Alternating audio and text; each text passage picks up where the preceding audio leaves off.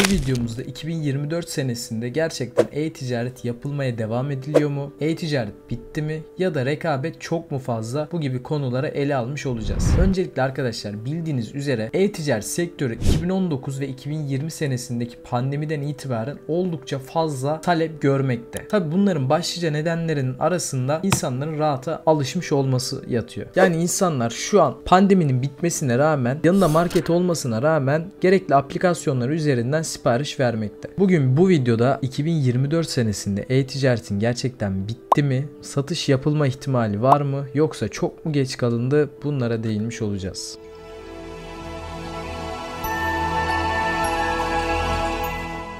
Merhaba arkadaşlar, hoş geldiniz. Ben Doğukan Nergis. Bugün sizlerle bana çok gelen e-ticaret yapmaya çok mu geç kaldım yoksa gerçekten yapabilir miyim? Bu gibi konuları beraber ele almış olacağız. Öncelikle beni tanımayanlarınız için 2019'dan beri eBay'de e-ticaretin nasıl yapılacağını anlatıyorum ve tecrübelerimi hem bu kanalda hem Instagram üzerinden paylaşmış oluyorum. Öncelikle benim başladığım seneler 2019 seneleri, Covid'in yeni başladığı dönemlerde rekabet çok az olmasına rağmen insanların e-ticaret alışkanlığında oldukça azdı. Bununla birlikte pandeminin başlaması hem e-ticaret satıcılarını sevindirdi hem de alıcıları sevindirmiş oldu.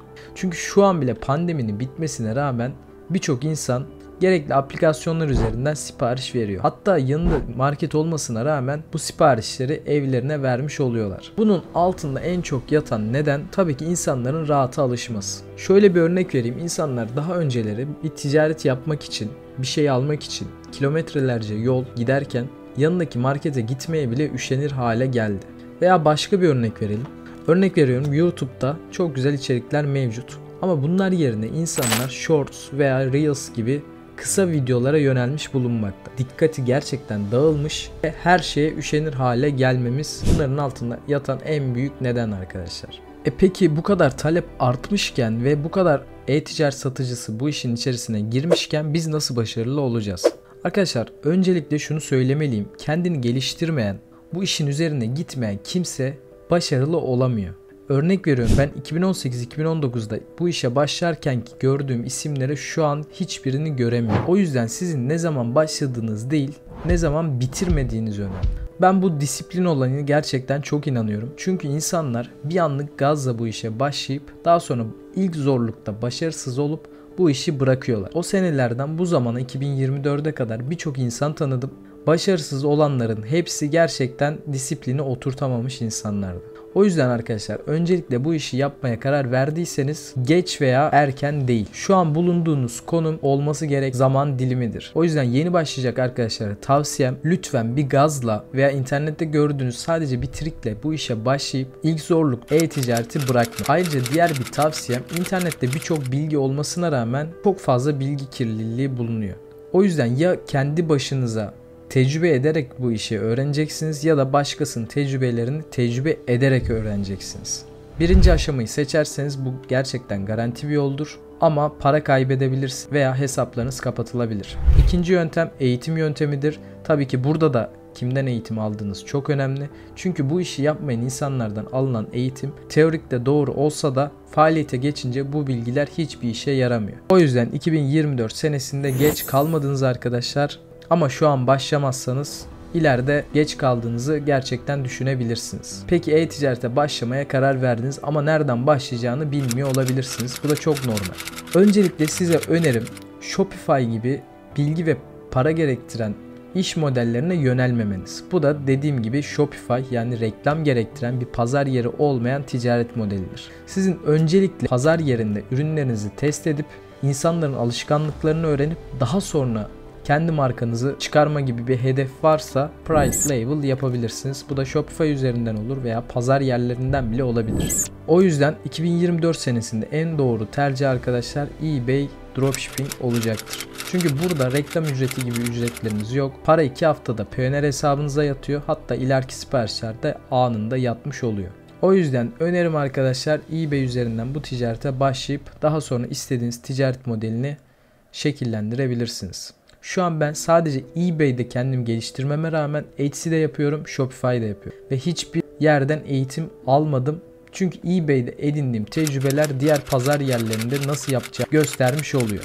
Hatırlıyorsanız 2018-2019 senelerinde Amazon Dropshipping herkesin tercih ettiği bir iş modeliydi ve o zamanlar giren insanlar gerçekten çok güzel paralar kazanmıştı. Ama 2024 senesine geldiğimizde durum böyle değil arkadaşlar. Çünkü Amazon kendini geliştirdi ve oradaki insanları başka iş modellerine yönlendirdi. Ama şu an Amazon Dropshipping'i ilk senelerden yapan insanlar kendini zaten geliştirmiş ve private label gibi iş modellerinde kendi markalarını kurmuş oldu. Şu an benim öngörüm eBay 2018-2019'daki Amazon'a eşdeğer. Gerçekten rekabet çok az ve yükselme şansınız oldukça fazla.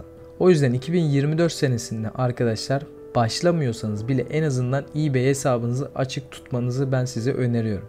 Amazon'dan farklarına gelecek olursak Amazon'daki buyback sistemi eBay'de yok. Yani siz eğer SEO çalışmasını biliyorsanız, eBay hesabınız eski ise fiyata bakılmaksızın insanlar sizden ürünü satın alabiliyor. Şimdi diğer bir konuya gelecek olursak, peki biz bunu toptancılardan buluyorsak bu toptancıda bulduğumuz insanlar neden eBay'de satış yapmıyor? Bunu da çok güzel bir şekilde sizlere açıklayacağım arkadaşlar. Örnek veriyorum. E-ticaretin her şeyini bilmeme rağmen sadece eBay Dropshipping ile ilgileniyorum. Yani pasta payımın büyük çoğunluğu eBay Dropshipping. Peki ben neden daha fazla pazar yerlerinde satış yapmıyorum? eBay'e ayıracağım vakiti başka bir yere baştan öğrenmeye kalksam bu ticaretin altından kalkamam.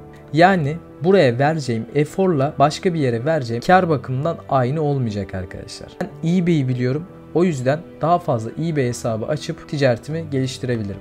Benim gibi düşünen birçok satıcı, örnek veriyorum, sadece Amazon'da satan, başka hiçbir pazar yerine bakmıyor. Çünkü oraya harcayacağı eforla Amazon'da giveaway yapabilir veya satışlarını arttırmaya yönelik ürününü geliştirebilir arkadaşlar. Zaten herkes öyle düşünse toptancılar şu an perakendeci olur ve kimse satış yapamaz. O yüzden bu bakış açınızı kesinlikle değiştirmenizi öneriyorum. O yüzden emin olun arkadaşlar, satılacak çok fazla ürün var. Yani burada ben size bunları söylememe rağmen siz bana rakip olmayacaksınız. Çünkü çok fazla pasta payı bulunuyor.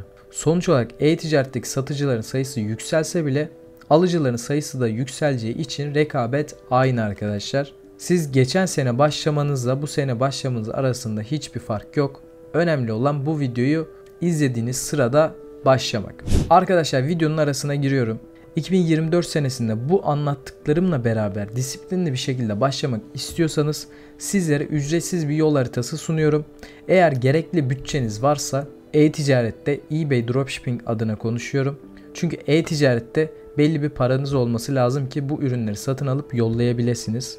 En az 300-500 dolarınız varsa bu ticarete başlayabilirsiniz. Açıklamalar kısmındaki WhatsApp hattına yazarsanız sizlerle beraber 15 dakikalık bir ön görüşme yapıp hem yol haritanızı çizmiş olup hem de bana istediğiniz soruları sorabileceksiniz. Bu kontenjandan çok az insanlar yararlanabilecek. O yüzden elinizi çabuk tutmanızı öneriyorum. Video umarım faydalı olmuştur arkadaşlar. Bu gibi sorularınızı açıklama kısmındaki Telegram ve Instagram hesabımdan bana bizzat sorabilirsiniz. Aynı şekilde videodaki yorumlar kısmından sorularınızı okuyup cevaplamış olacağım. İzlediğiniz için teşekkür ederim. Kolay gelsin.